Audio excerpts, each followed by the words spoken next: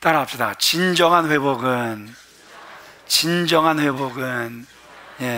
계속 회복을 말씀하고 있습니다. 1904년 그 영국 웨일즈에 영적 부흥이 일어났다.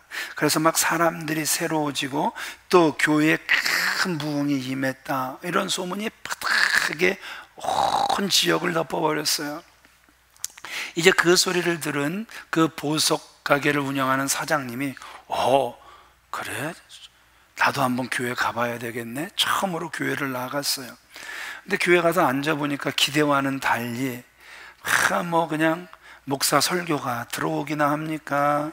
막 교인들은 막 아멘 하는데 꼭 미친놈 미친 여자들 같고 막 기도를 하는데 이건 진짜 미쳤구나 싶을 정도로 그렇게 기도를 하는 거예요.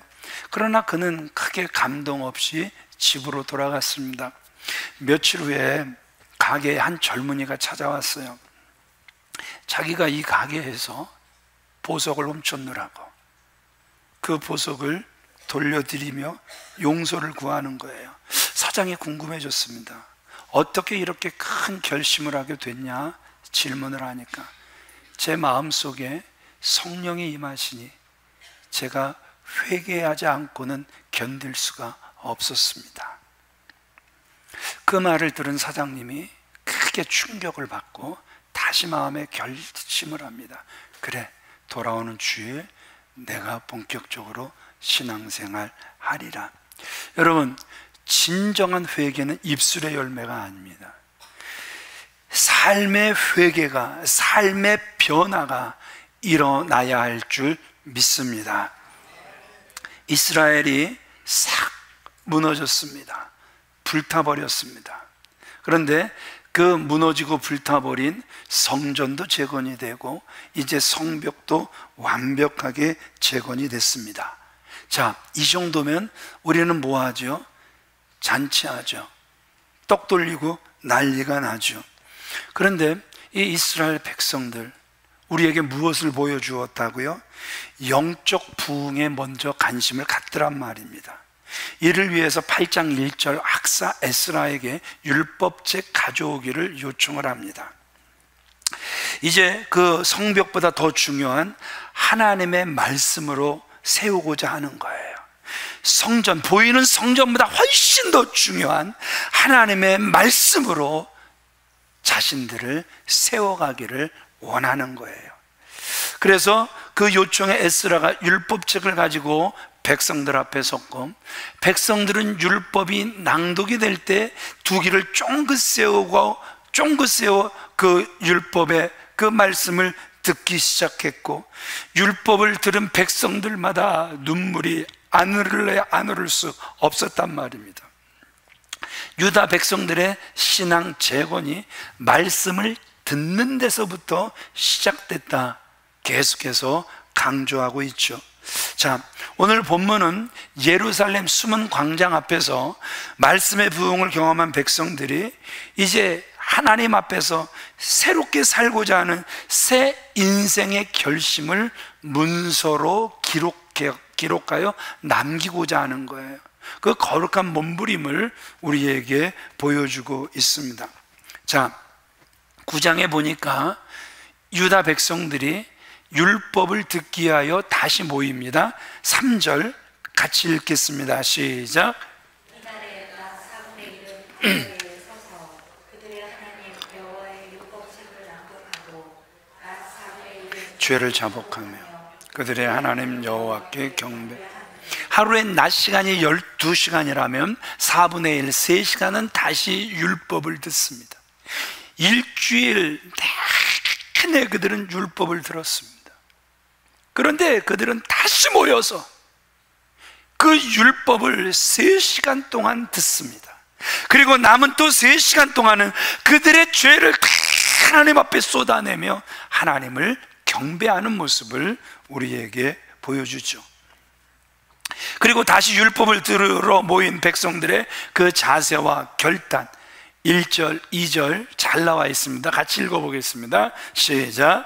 그날 수고 남은 날에 이스라엘 자손이 다 모여 금식하며 붉은 베옷을 입고 핏들을 무릅쓰며 모든 이방 사람들과 절교하고 서서 다 모여 금식하고 굵은 베옷 입고 티끌 무릅쓰고 그 우상으로 쩔어 있는 이방인들과 절교를 하고, 또 4절에 보니까 몇몇 레위 사람들은 단에 올라가서 큰 소리로 하나님께 부르짖어 기도하는 모습을 우리에게 보여줍니다. 이 모습을 보면서 이것은 단순한 신앙 재건이 아니라 완전 개혁 운동이었다라는 사실을 우리에게 보여주고 있죠. 자, 우리 첫 번째 같이 읽어보겠습니다. 시작. 먼저 자신들의 과거 역사를 뒤돌아보며 회개합니다. 1절 2절 같이 읽겠습니다. 시작. 그달 29날에 이스라엘 자손이 다 모여 금식하며 굵은 베옷을 입고 티끌을 무릅쓰며 모든 이방 사람들과 절교하고 서서 자기의 죄와 조상들의 허물을 자복하고. 예, 참 우리가 종교 생활 하다 보면 따라쟁이, 흉내내는 사람들이 참 많습니다. 마치 이 모습은 그 여호수아와 그 이스라엘 백성들이 아이성과의 전투에서 대패하고 난 다음에 그 여호수아가 했던 모습과 아주 흡사합니다. 굵은 베옷을 입고 죄를 무릅쓰고 하루 종일 하나님 앞에 엎드려 우리의 죄를 보여주세요. 우리의 죄가 무엇입니까? 우리가 왜 이 전투에서 져야만 했습니까? 여러분, 이제 그 자신감이라는 게 뭐 전쟁에서 이길 수도 있고 질 수도 있지, 뭐 우리 다시 또 이렇게 재정비해서 전쟁하러 가면 되지. 여러분, 한 번의 전쟁에서 그들이 깨달은 건 뭐냐 하면 그 여리고성과의 그 전투에서 이기게 하신 분은 하나님이셨다라는 사실이에요. 그래서 그 하나님이 이기게 하셔야 그 아이성과의 전투에서 그들이 승리할 수 있게 된다라는 사실을 비로소 깨달은 거예요. 그러니까 그들이 하루 종일 그들이 금식하며 굵은 베옷을 입고 하나님 앞에 엎드렸던 모습을 우리에게 보여주고 있죠. 그러니까 뭔가 급하면 따라쟁이들이 흉내를 내는 거예요. 금식도 하자, 그냥 굵은 베옷도 입자, 그냥 좋은 거 먹지 말고 우리 그냥 죄를 뒤집어 쓰고 하루 종일 우리 버텨보자. 더 나아가서 이방 사람들과 절교도 이렇게 하죠. 그런데 여기서 참 귀한 모습은 어떤 모습입니까? 자기의 죄와 조상들의 죄를 뭐하더라? 쏟아내는 거예요. 9장 전체는요, 이스라엘에 대하여 하나님이 지속해서 은혜를 베푸셨음에도 불구하고 그들이 어떻게 그 하나님께서 지속적으로 베푸시는 그 은혜를 저버리고 죄를 범했는가 참회하는 그 내용들로 기록되어져 있죠. 그러면서 두 번 다시는 불순종의 삶을 살지 않겠노라고 그들이 결심하고 있어요. 우리 이 부분을 같이 읽어보겠습니다. 시작. 회개란 자신과 공동체가 함께 범한 죄를 어디서부터 무엇이 잘못됐는가를 샅샅이 찾아보고 다시는 반복되지 않도록 구체적으로 아파하며 돌아보는 것입니다. 조상이나 이웃 등 다른 사람의 탓으로 돌리지 않고 자기 탓과 책임으로 돌리며 다시는 역사 속에서 반복되지 않도록 반성하며 돌아보는 것입니다. 그 회개를 통해서 그 보여지는 결과물들을 우리가 보잔 말입니다. 조상, 이웃, 다른 사람의 탓으로 돌리지를 않아요. 자기 탓, 자기 책임으로 돌리는 거예요. 그리고 이러한 일이 역사 속에서 다시는 반복되지 않도록 반성하며 그들이 자신들을 돌아보고 나라를 돌아보고 있다는 것이죠. 사람과의 관계 속에서 정말 어려운 사람이 어떤 사람인 줄 아세요? 책임을 인정하지 않는 거예요. 분명히 그 모든 분위기를 다 만들어 갔음에도 문제가 빵 터지면 그 책임을 인정하지 않는 거. 뭐 그럴 수도 있지. 그걸 왜 나를 탓해? 내가 하란다고 그걸 따라하냐? 남의 탓으로 이걸 전가하는 이런 안타까운 모습들을 보게 된단 말입니다. 이런 사람과의 관계가 여러분들 정말 힘들잖아요. 그죠? 한번 그 인정하는 거, 그게 그렇게 힘듭니까? 무슨 놈의 상처가 그렇게도 많은지. 참 인정하지 못하는 안타까운 모습들을 보게 된다는 것이죠. 우리가 또 회개할 때 보면은요, 이런 거예요. 대부분 주변 사람들의 막 비난이 막 쏟아지거나, 그래서 때로는 자기 양심에 뭔가 조금이라도 찔리면 그 회개를 한단 말입니다. 그런데 이스라엘 백성들은 지금 하나님께서 그들에게 하신 말씀과 율법을 따라 회개하는 모습을 우리에게 보여주잖아요. 16절 같이 읽어보겠습니다. 시작. 그들과 우리 조상들이 교만하고 목을 굳게 하여 주의 명령을 듣지 아니하고. 지금 그들이 지금 무엇을 인정하고 있습니까? 주께서 주신 명령, 자신들이 듣지 않았음을 그들이 분명하게 인식하고 있다라는 것이죠. 사실 여러분, 회개라는 게 쉽습니까? 되게 어렵습니까? 회개라는 게 참 어렵습니다. 왜 어려운 줄 아십니까? 이 회개란 그냥 내 감정, 내 분위기를 따라 회개하는 것이 아니라 진정한 회개에 무엇이 있냐 하면 말씀이 기준이 되는 거란 말입니다. 말씀이 기준이 딱 돼서 나 자신을 돌아본다라는 것, 그것도 하나님의 권고를 끊임없이 거절한 것까지 회개한다라는 것, 여러분 이거 얼마나 어려운지 모른단 말입니다. 자, 상황을 우리가 다시 한번 살펴보자고요. 상황은 이런 상황이에요. 이제 에스라의 그 포로 귀환으로 인하여 성전이 재건이 돼요. 그리고 또 느헤미야의 그 3차 포로 귀환에 의하여 이제 성벽까지도 완전히 재건이 됐습니다. 보니까 자기 집 앞 자기들이 지킬 정도로 이제 지켜내겠다라는 의지가 굉장히 강합니다. 이제 그들에게 군사력도 생겼습니다. 더 나아가서 바사 왕에게 완전 총애를 받는 그 느헤미야가 자신들의 총독으로 있단 말입니다. 자, 믿을 만한 구석이 많습니까? 되게 많습니까? 이 정도 되면 믿을 만한 구석이 정말 많이 생겼단 말입니다. 우리가 무너질 때 보면 믿을 만한 구석들이 정말 많은 거예요. 믿을 만한 구석이 많아지면 교만해지더란 말입니다. 믿을 만한 구석이 많으면 무너지더란 말입니다. 누가 뭐라 그래도 자기 멋에 살아가더란 말입니다.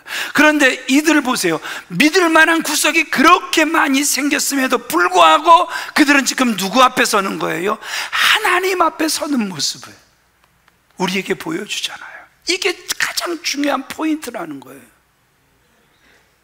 이제 뭔가 믿을 만한 구석이 있을 때, 그것을 누릴 만한 그러한 상황이 됐을 때 누구 앞에 서느냐? 바로 하나님 앞에 서더란 말입니다. 오늘날 교회가 왜 이렇게 타락하고 사회가 왜 이렇게 타락했을까? 학자들은 기독교가 타락하고 병들게 된 그 시점을 AD 313년 콘스탄틴 대제가 기독교를 공인했을 때부터다, 이렇게 이야기를 해요. 교회가 그 박해와 그래서 순교의 피를 흘릴 때에는 진리가 막 살아서 생명력이 오히려 강했단 말입니다. 그런데 국교화되고 공인되고 제도화됐을 때부터 교회가 어떻게 됐다고요? 편안해지니까 타락하기 시작했다라는 것이죠. 하지만 또 한 부류의 학자들은요, 교회 타락의 원인을 다른 곳에서 지적을 합니다. 초대교회는 교인들이 죄를 범하면 공동체 앞에서 자기 죄를 자복하게 했어요. 그리고 나서 그 공동체는 그 사람의 죄사함을 위해 함께 기도해 주었고, 그 죄를 반복하지 않도록 또 징계, 권징이 따랐다라는 것이죠. 뭐 커다란 게 아니에요.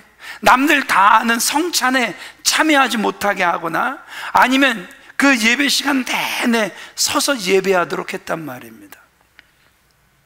초대교회의 권징은요, 그 권징을 통하여서 그 권징을 받는 사람이 회복되어 다시 교회로 돌아올 수 있도록 돕는 게 권징이었습니다.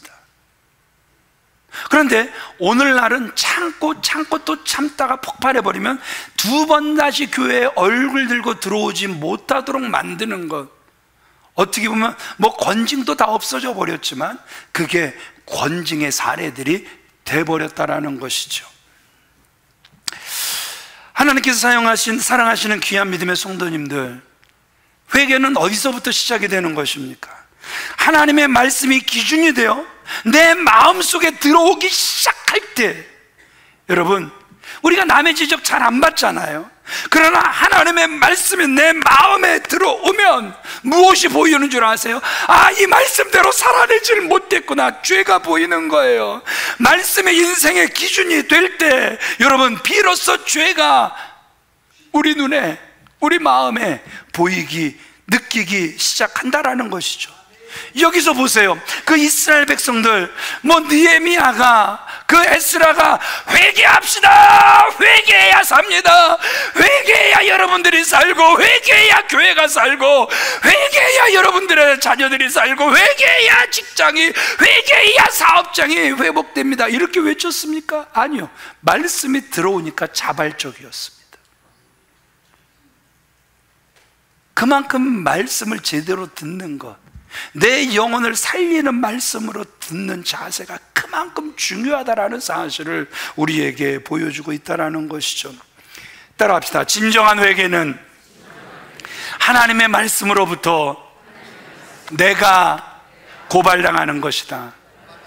진정한 회개는 하나님의 말씀으로부터 내가 고발당하는 거예요. 이 시간이 어떤 시간입니까? 살아계신 하나님의 말씀을 듣는 시간입니다. 이 시간이 어떤 시간입니까? 그 살아계신 하나님의 말씀을 깨닫는 시간입니다. 그래서 그 말씀으로부터 지금 저와 여러분들은 계속 고발당하는 시간이란 말입니다. 그래서 다시 한번 회복을 기대할 수 있는 시간이 저와 여러분들이 이 말씀을 듣는 시간인 줄 믿으시면 아멘 하시기 바랍니다. 그럼 진정한 회복은 어디에 있습니까? 하나님께서 주신 말씀의 기준을 따라서 내가 어디서부터 잘못됐고, 어디서부터 변질됐고, 어디서부터 무너지기 시작했고, 그래서 하나하나 더듬어 보며 회개하는 데 있단 말입니다. 그 어떤 사람도 회개라는 문을 활짝 열고 그 속에 들어가서 회개하고 싶은 사람 없을 것입니다.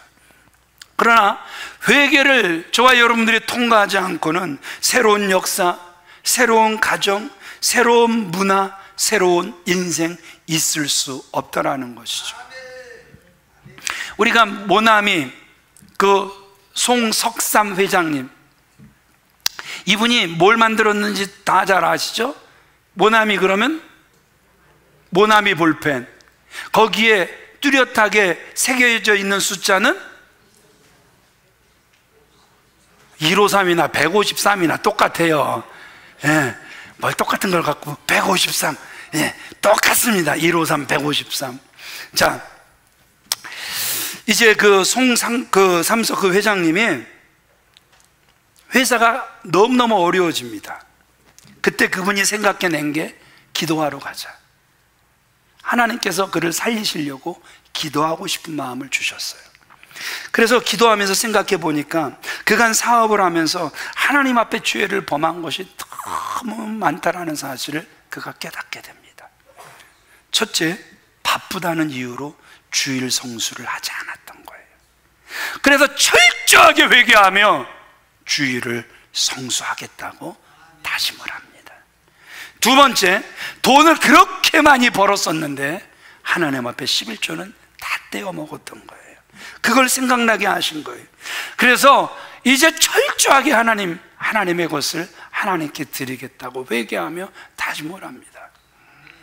종교 생활을 하다 보면, 야, 교회 다니니까, 야, 주일날 헌금한다더라. 그래도 이제 헌금을 해요. 저는 신앙생활이라고 안 합니다. 종교 생활을 하고 말씀을 드립니다.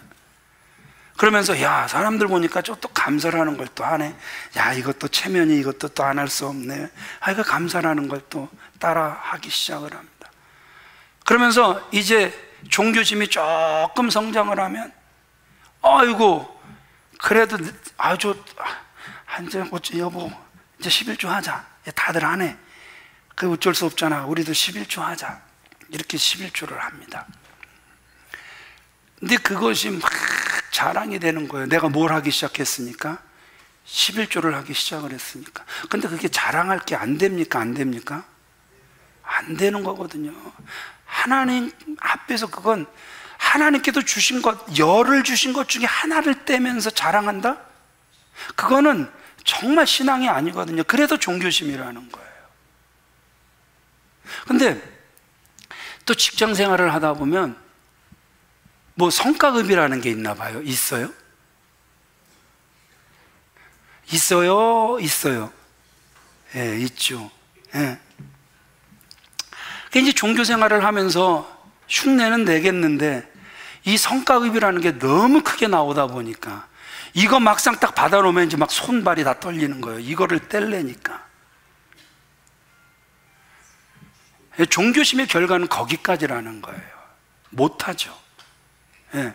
하나님이 주셨다라는 게 인정이 안 되는데, 하나님이 열을 주셨다라는 사실이 인정이 안 되는데 어떻게 손발 떨려서 그것을 뗄 수 있겠습니까? 그런데 이제 이분은 하나님이 주시는 대로 이제 11조 생활 제대로 하겠다. 두 번째, 회개하며 다짐을 합니다. 세 번째, 새벽 기도하지 않은 것을 회개시켜 주셨어요. 그래서 철저하게 하나님 앞에 회개하며 이제 그 어떤 상황 속에서도 기도로 시작하겠습니다.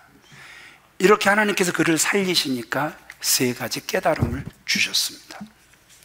이렇게 회개하며 기도한 후에 말씀을 딱 읽는데 그 말씀이 요한복음 21장 1절로 14절 말씀이었어요.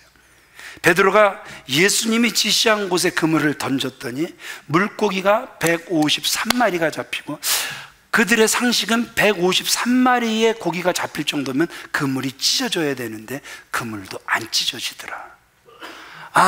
그래서 이제 사실은 이 회장님이 이제 그 세계적인 경제인들이 그 모이는 자리에 갔는데 어떤 사람이 뭔가 이렇게 손에, 일본 사람이 손에 뭘 딱 올려주는데 보니까 볼펜이더래요. 한국에는 볼펜이 뭔지도 모르는 그때에 딱 써보니까 왜 이렇게 잘 써지고 왜 이렇게 잘 나가고, 그래갖고 이거 내가 만들어야 되겠다. 그래갖고 무작정 일본으로 건너가서 그 기술을 달래는 거예요. 안 줄까요? 안 줄까요? 그걸 왜 줘요? 쥐들도 어떻게 노력해서 그걸 개발한 건데. 그럼에도 불구하고 끊임없이 지치지 않고 가서 사정하고 또 사정하고 또 사정하니까 일본 사람이 감동을 해서 그 기술을 준 거예요. 그가 이렇게 하나님께 기도합니다. 하나님, 제가 모나미 153 볼펜을 만들겠습니다. 하나님, 이 볼펜이 모든 사람의 손, 아니 전 세계 모든 사람의 손에 들려지기를 원합니다. 아멘 하신 분들이 꼭 잘 되시기를 바랍니다. 믿음대로 꼭 되시기를 바랍니다. 입을 넓게 열라고 하신 말씀을 여러분들이 꼭 아멘으로 받아들이시기를 바랍니다. 이런 결단의 기도 가운데 만들어진 그 모나미 153 볼펜, 우리나라뿐만 아니라 동구권, 이슬람권에서도 판매 1위를 했다는 것 아닙니까? 남이 잘 되는 꼴은 신앙이 들어가도 안 보겠다, 이런 겁니까? 아니죠. 여러분, 하나님은요, 우리를 살리시려면 말씀이 들려지게 하세요. 우리를 살리시려면 말씀이 말씀되게 하세요. 그 말씀을 강력하게 붙들게 하시고 그 말씀 붙들고 나아가게 하시는 거예요. 아멘이십니까? 여러분, 오늘도 제발 말씀이 여러분들에게 말씀되기를 원합니다. 하나님이 여러분들의 영혼을 너무너무 사랑하시니 하나님께서 여러분들의 영혼을 반드시 살려야 하시니 말씀이 제발 들려지기를 원합니다. 다시 한번 말씀 앞에 제대로 설 수 있는 저와 여러분들이 주 안에서 다 되어지시길 주님의 이름으로 축원을 드립니다. 이스라엘은 하나님의 말씀에 근거해서 자신을 다듬었기에 그들이 새로운 역사를 쓸 수 있었잖아요. 그렇다면 오늘 우리도 각자 살아온 삶의 역사를 하나님의 말씀 앞에서 다시 한번 우리들을 조명해 보아야 하지 않겠습니까? 말씀의 기준으로 점검해 보시란 말입니다. 우리 자신의 기준으로 보면 회개란 있을 수 없지요. 자신을 변호하고 자신을 합리화시키기 급급할 거란 말입니다. 절대 자신을 변호하지 마시고 자신을 합리화하지 마시고 말씀 앞에 서보시는 저와 여러분들 다 되어지시길 주님의 이름으로 축원을 드립니다. 두 번째 같이 읽겠습니다. 시작. 이스라엘 백성들은 자신들이 회개하여 깨달은 역사를 문서로 작성했습니다. 흐린 잉크가 당신의 기억력보다 훨씬 낫다라는 말이 있죠. 기록의 중요성을 강조하고 있는 것이죠. 그래서 사람들은 문서로 약속을 기록을 하죠. 그것도 모자라서 그 문서를 가지고 가서 공증을 받기도 하죠. 엄청난 유산이 있다 할지라도 종이 한 장에 의해서 달라질 수 있죠. 기록된 종이 한 장이 있으면 그 엄청난 유산을 상속받을 수 있고, 아무리 엄청나게 많은 유산이 있다 할지라도 기록된 종이 한 장이 없으면 아무리 내 것이라고 주장을 해도 그것을 받을 수가 없죠. 오늘 본문 보세요. 기록의 중요성을 강조하며 우리에게 아주 뜻깊은 교훈을 전하고 있죠. 백성들이 깨달은 그 조상들의 잘못, 그리고 하나님께서 깨닫게 하신 자신들의 잘못, 그래서 그것을 다 문서로 작성해서 자신들이 읽고 또 읽고 또 읽어서 하나님의 말씀에서 벗어나지 않기를 원하고, 그것을 후손들에게까지라도 물려주어서 그 후손들이 그 말씀에서 벗어나지를 않기를 원하는 거룩한 몸부림을 우리에게 보여주고 있는 것입니다. 38절 같이 읽어보겠습니다. 시작. 우리가 이 모든 일로 말미암아 이제 견고한 언약을 세워 기록하고 우리의 방백들과 레위 사람들과 제사장들이 다 임봉하나이다 하였느니라. 그들은 이렇게 진단을 해요. 36절, 37절 같이 읽어보겠습니다. 시작.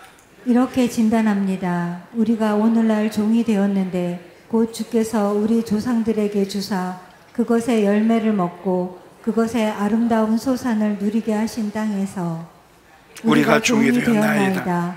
우리의 죄로 말미암아 주께서 우리 위에 세우신 이방 왕들이 이 땅에 많은 소산을 얻고 그들이 우리의 몸과 가축을 임의로 관할하오니 우리의 곤란이 심하오며. 지금 왜 이스라엘 백성들이 종이 됐습니까? 왜 그들에게 곤란과 왜 그들에게 고난이 찾아왔습니까? 33절로 35절 같이 읽어보겠습니다. 시작. 그러나 우리가 당한 모든 일에 주는 공의로우시니 우리는 악을 행하였사오나 주께서는 진실하게 행하셨음이니이다. 우리 왕들과 방백들과 제사장들과 조상들이 주의 율법을 지키지 아니하며 주의 명령과 주께서 그들에게 경계하신 말씀을 순종하지 아니하고 그들이 그 나라와 주께서 그들에게 베푸신 큰 복과 자기 앞에 주신 넓고 기름진 땅을 누리면서도 주를 섬기지 아니하며 악행을 그치지 아니하였으므로. 왜 지금 그들이 종이 됐다라는 거예요? 왜 그들이 곤란하게 됐다라는 거예요? 참 그들이 이게 깨닫잖아요. 살려고 하니까 깨닫잖아요.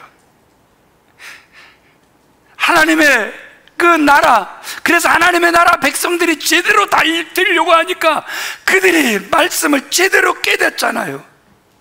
우리는 악을 행했다라는 거예요. 주의 율법을 조상들부터 지키지 않았다라는 거예요.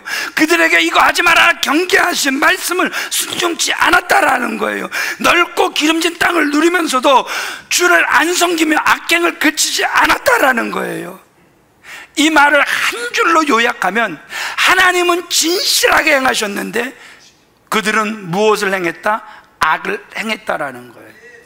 오늘날도 하나님은 변함이 없으십니다. 하나님은 진실하게 행하시는데 악은 누가 행하는 거예요? 우리가. 불순종은 누가 하고 있다라는 거예요? 우리가. 그게 종이 되고 곤란이 온 원인이다. 지금 그렇게 말씀하고 있잖아요. 지금 여러분, 불신자들의 인생 원리 말씀드리고 있지 않습니다. 하나님의 백성들을 향한 원리가 무엇이냐는 것이죠. 하나님의 백성들은요, 하나님께 불순종하고 거역하고 교만히 행하면 눌림이 오고 연약이 오고 쇠퇴가 오고 곤란이 온다. 이것이 원리라는 거죠. 이따가도 다시 반복이 되겠지만, 여러분, 은혜의 시대를 살아가는 거, 여러분, 그게 행복은 아닌 것 같아요. 그냥 드러나지 않고 다 덮여지는 거, 죄송하지만 복은 아닌 것 같아요. 은혜는 아닌 것 같아요. 성령께서 진정 우리를 사랑하신다면, 그래서 성령께서 진정 우리 마음속에 계신다면, 성령은요, 우리가 곁길로 갈 때 계속 교훈하십니다.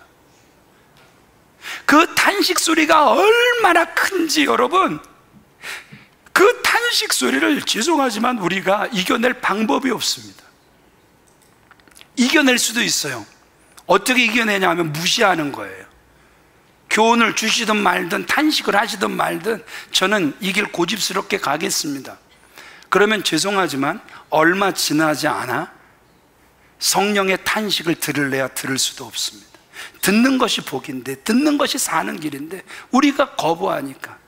저도요, 제 고집이 워낙 세다 보니까, 제 혈기가 워낙 강하다 보니까 한번 고집을 세우기 시작하면요, 성령님도 못 이길 정도로 고집을 세웁니다. 그게 참 좋은 것 같아요. 그게 참 자유로운 것 같아요. 그런데 문제는 뭔지 아세요?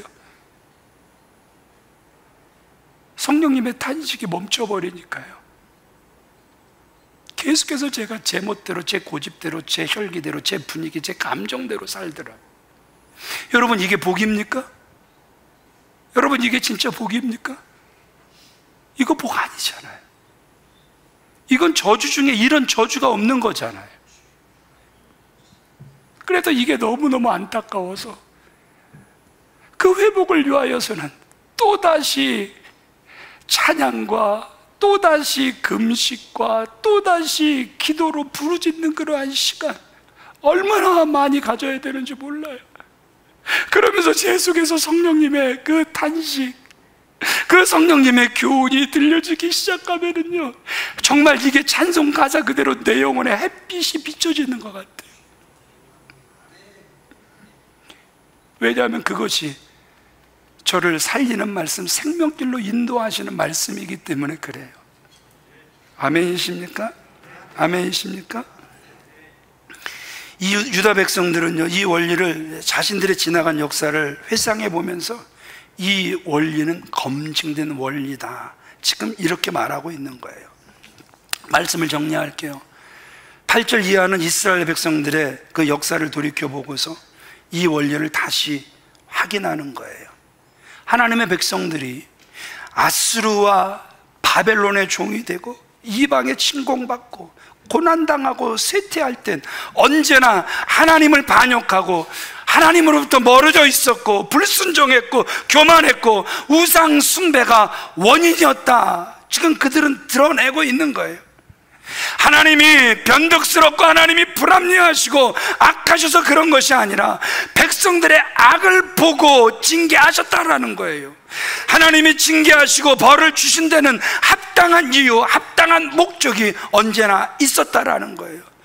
백성들을 교훈하시고 백성들을 책망하시고 다시 그들을 바르게 세우고자 하는데 목적이 있었다라는 것이죠. 참 자녀들하고 이렇게 살다 보면 좋은 일도 많고 그러나 때로는 힘든 일도 참 많아요. 이제 어저껜가 그저껜가 그 세면대를 이렇게 닦고 있는데 아드님 한 분이 들어오셨어요. 어느 아드님이라고는 절대 안 합니다. 이 안에 꼬지리가 있어갖고 30분 후에는 그 꼬지리가 갔다가 일로 바치더라고요.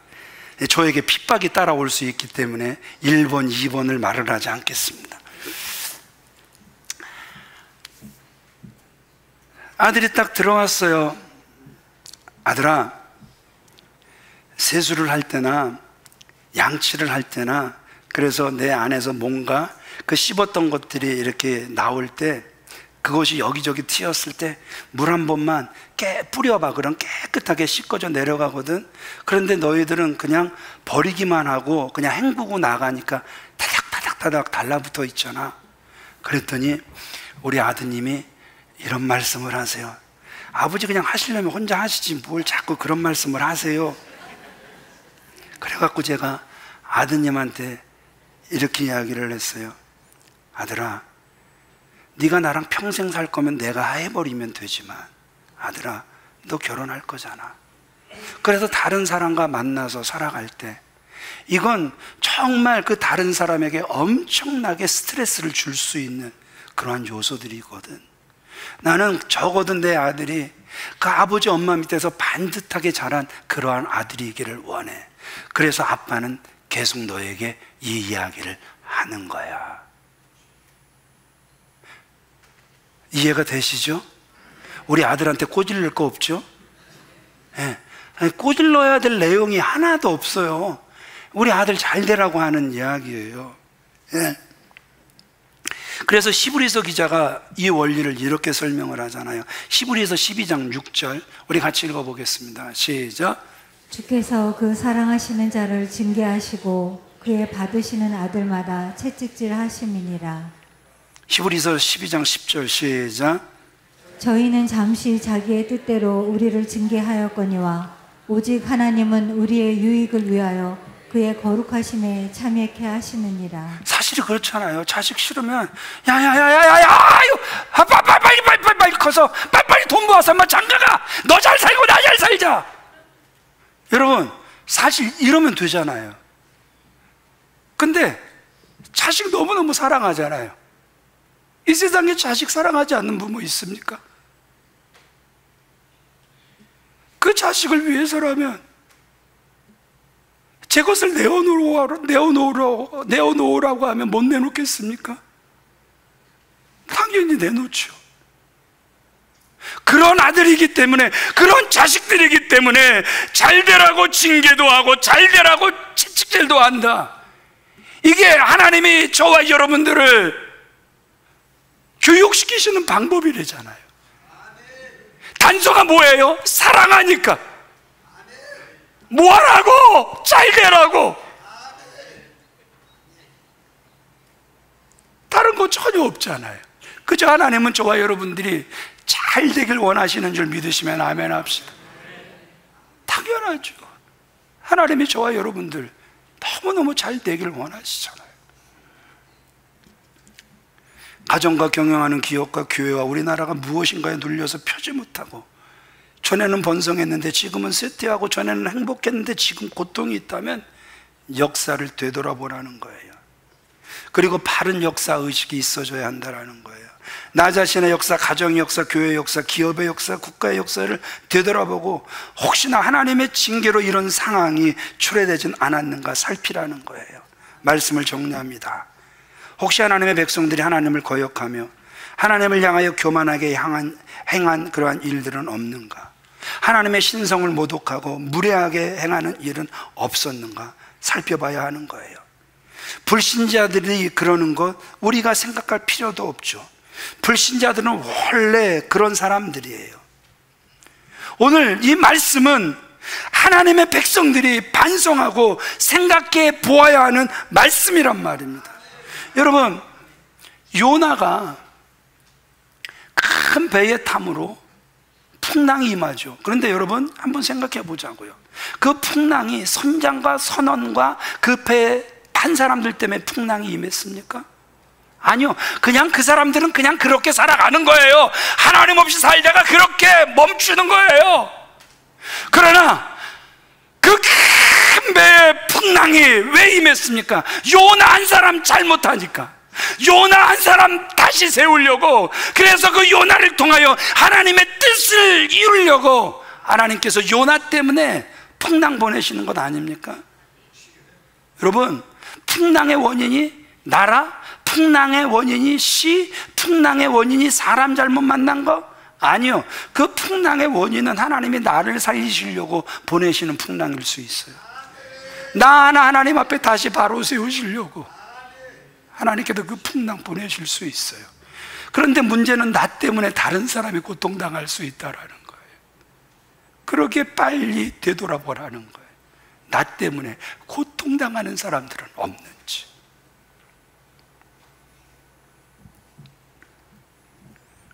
광야에서 이스라엘 백성들의 불순종의 결과는 광야 40년 생활이었어요. 진도가 전혀 나가지 않았어요.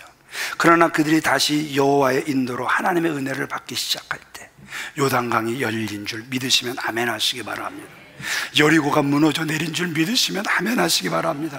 적각거리 흐르는 가나안의 시대가 그들에게 도래한 줄 믿습니다.